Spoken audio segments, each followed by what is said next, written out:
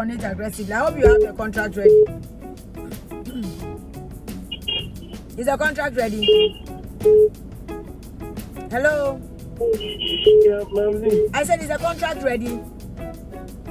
No, Mamsie. So today we have to sort out everything, please, okay? Okay, cool. Reggie! Okay, that's that. Hello?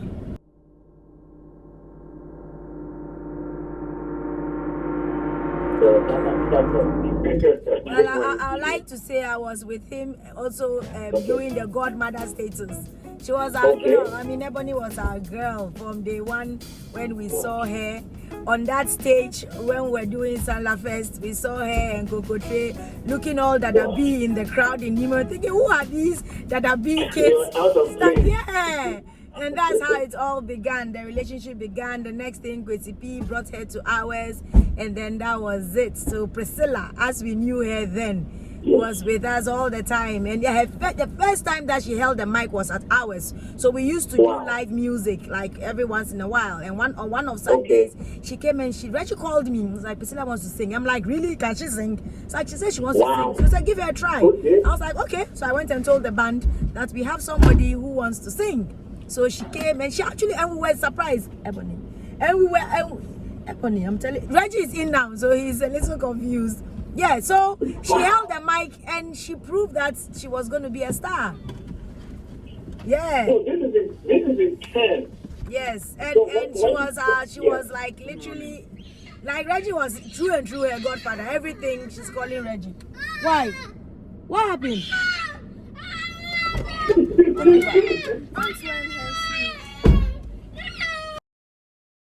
Sorry. Good morning. My daughter got bit by ants. Sorry. I'm so sorry. Wait, is this in the car? Yes, we are. We're about to go to work. Yeah.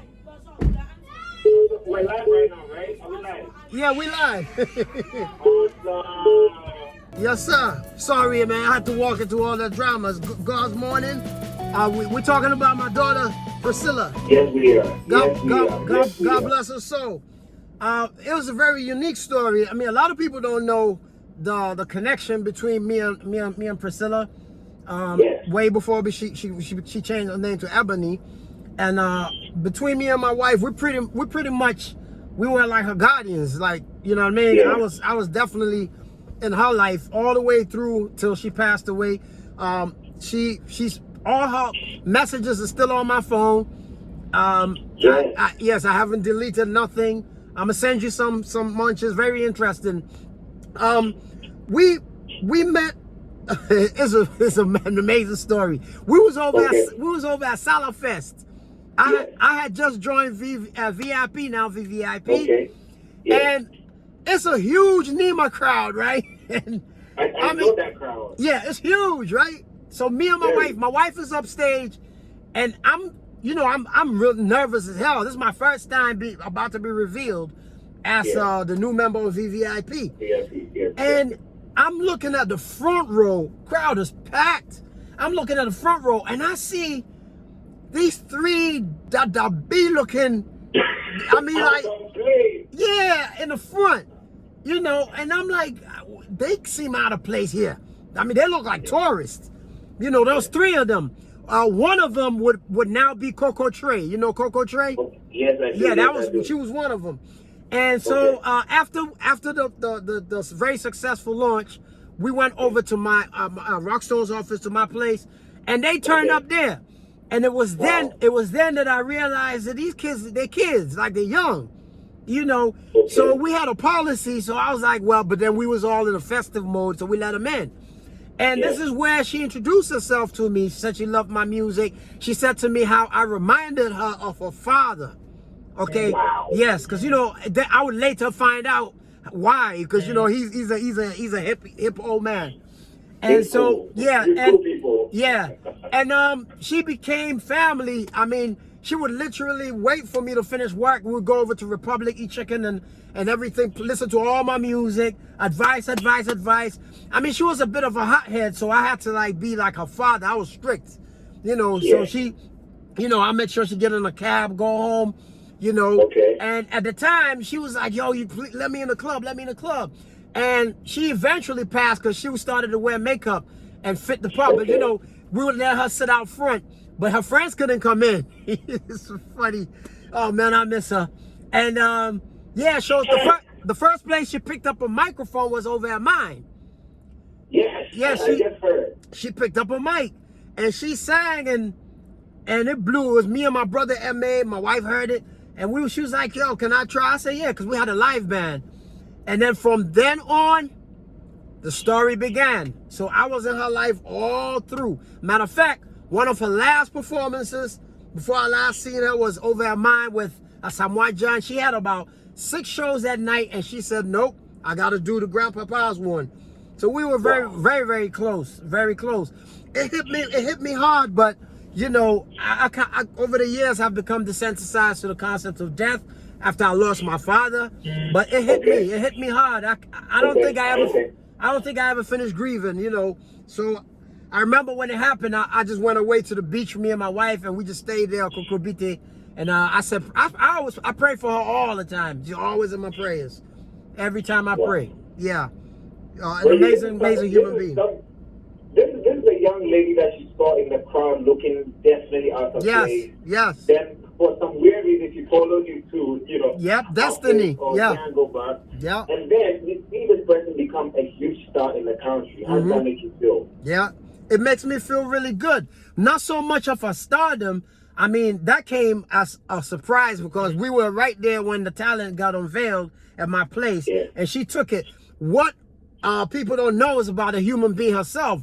One of the sweetest human beings. You don't like when she come on the phone, Papa, you know, and she's like, where are you? I want to go out tonight. I said, nah, you can't do this. Who you rolling with? You know, I was in her life, you know, but you know, she's a stubborn chick. Don't get me wrong.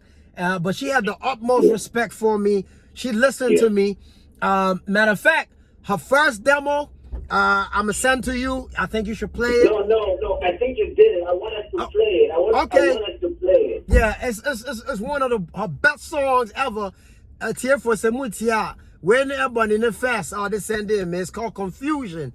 And we used to laugh about this because I said, man, Ebony, this track is so dope. You got to put the Grandpapa on. And she's like, no, I got this other young dude called Freddie. I put him on. I'm like, man, Freddie can't rap better than me. But, you know, we used to laugh about this. And yeah, that's one of my favorite songs. And a lot of people don't know that song. Matter of fact, I wrote the script for the video. It's still on my phone. It's still on my phone because I was going to direct that video. Yes. Yes. I mean, we got so much memories, me and Priscilla. Yeah. Reggie, like I mean, this journey down memory lane is intense for some of us, honestly. Like I couldn't even find my words for it, and I wasn't as close to her as you were. Yeah. So I can only imagine the feeling, you know, all that you go through every now and then. Because you still have a chat on your phone. I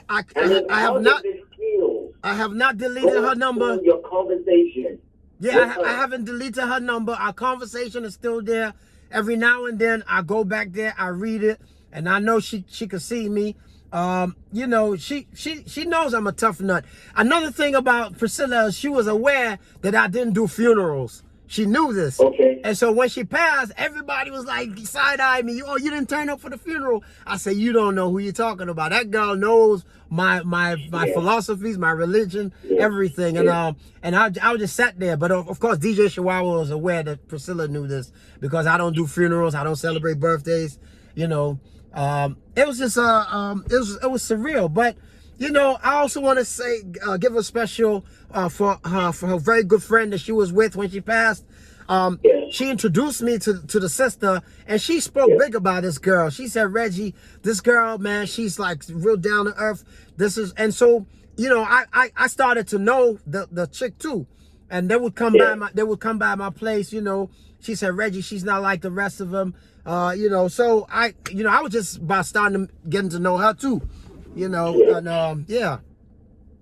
And unfortunately, I want to ask you something. Let me take you back to 2018, in the 8th of February, when you first heard this news. Yeah. Where were you?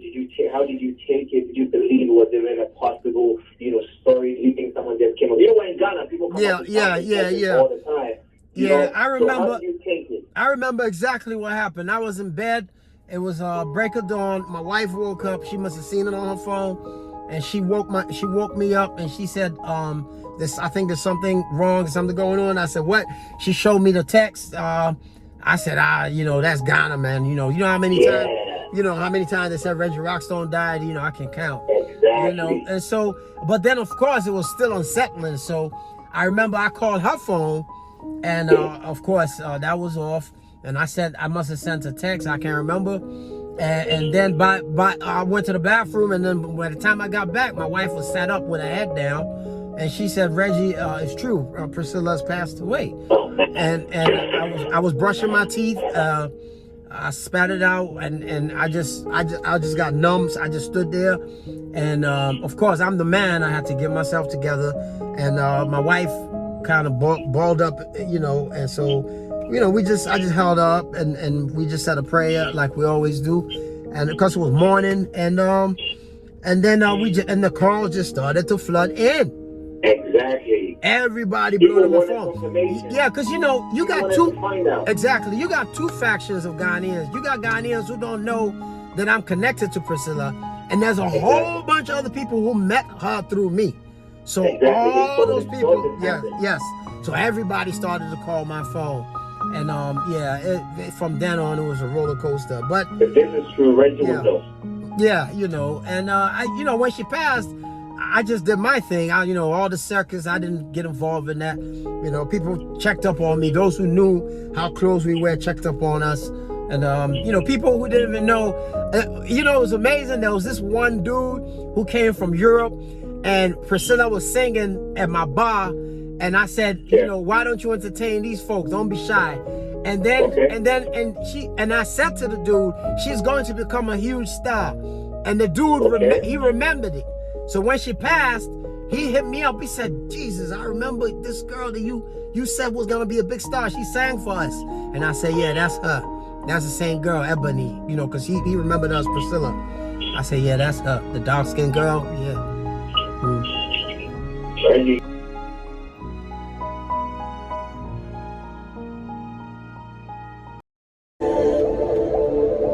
He's on it. He told me, once you stop popping them pills, and I did that. Would you also stop smoking the shit, and I tried that. Then we took a drive around town in the middle of the night. Some junkies, you wanna be like that? I said, no man, I'm just having fun. You can't compare me to all them junks, it's right. Why you mad? Alright, accept it, I take it. Boy, would you rather not get so aggressive? It will hurt me, so we cut it. We're driving, nobody else is talking. I wanna break the silence, but he's not.